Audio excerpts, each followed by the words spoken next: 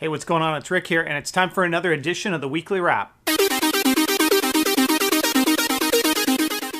Hey, thanks again for tuning into the Weekly Wrap, and this is going to be a little bit different. I'm going to kind of go in real quickly here with this week's because I've been preparing for E3 that takes place next week. So a bit of a quick Weekly Wrap this week.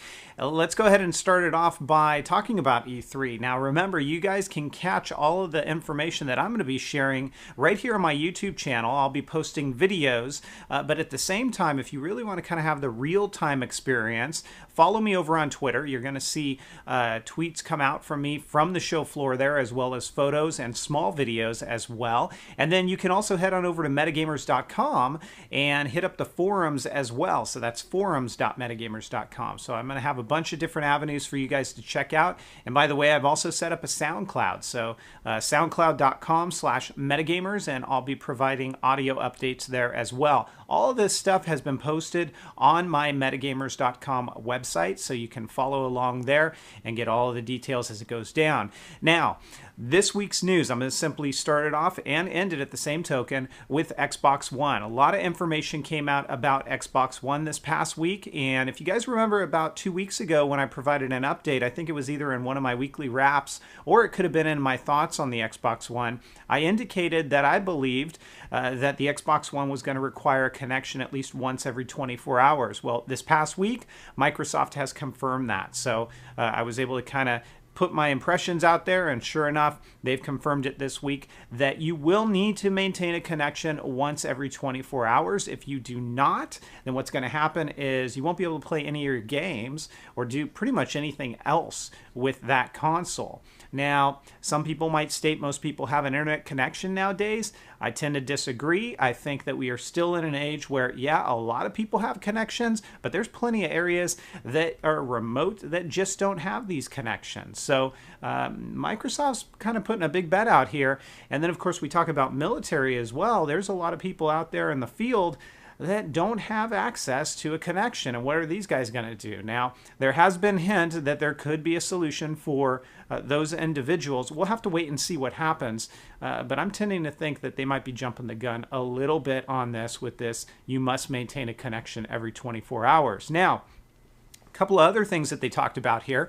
They talked about the used game market and would you be able to sell or buy used games? Would you be able to trade? And would you also be able to, let's say I'm done with the game, I want to give it to one of my friends or family members. Could you do that? Well, they are claiming that as far as giving or gifting a game, you can do that, but you can only do it one time. And so there's something within the software that's going to track that and be able to regulate it so you can only do it once.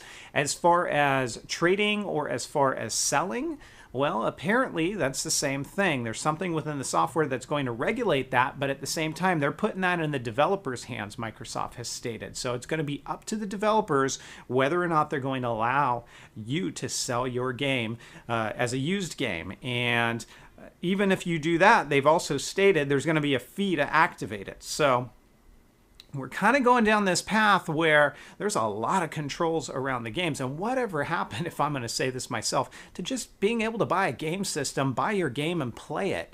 Seems like those days are starting to drift away.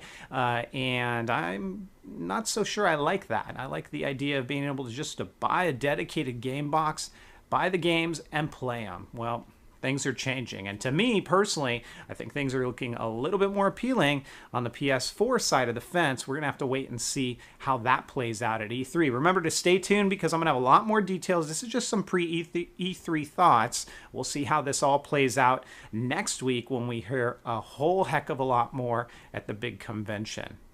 Now it's time for the question of the week, and last week I asked you what were you looking forward to in your summer movies, and Joe Blow, nice name by the way, actually says he's looking forward to World War Z. It looks like a thrill ride, and yeah, I've been seeing a lot of commercials for that, and it certainly does. It looks pretty interesting. Now this week's question of the week stems from some news that I just saw within the past day, and that is Apple has filed for a patent on the name iMoney because because they are going to be looking at doing digital currency in the cloud. And so my question to you is, what are your thoughts on this? And it's not just for Apple, but just in general, the concept of having your funds or your money in the cloud, all stored in the cloud, to where you can then basically kind of use your phone to pay for things and stuff like that. I know we've got some of that today. I use the Starbucks app on my phone, and I kind of use PayPal to fill the funds, and then I pay from there.